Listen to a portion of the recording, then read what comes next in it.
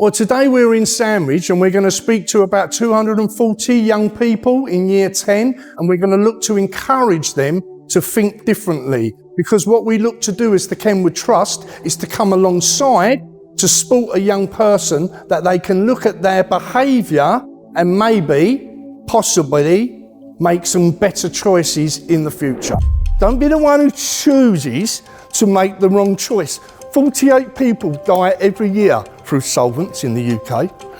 So it's quite a large number of people who end up getting themselves in a situation where they can't control their body, but finally they end up pushing up daisies in the graveyard.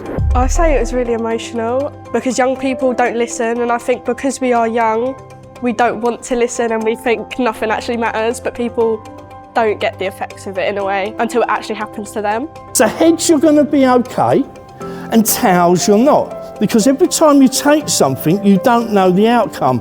Heads you're going to be okay, tails you're not. It's great that we're coming here today to speak to like 240 year 10s. We just hope that it's just one thing that they remember out of the assembly, just so it makes them to think a little bit differently about their choices in life. Because people do remember real life stories, and we both have quite hard-hitting stories to share with them. And it's not about telling them what to do or to scare them, but I just hope that some of them just takes that on board and just thinks differently in their future choices. And like Andy says, I'm just a mum, okay? I'm not a teacher. This isn't my job. I've come in today to share with you my journey, because I'm Will's mum. And Will died 6 years ago. He died on a night out with a friend.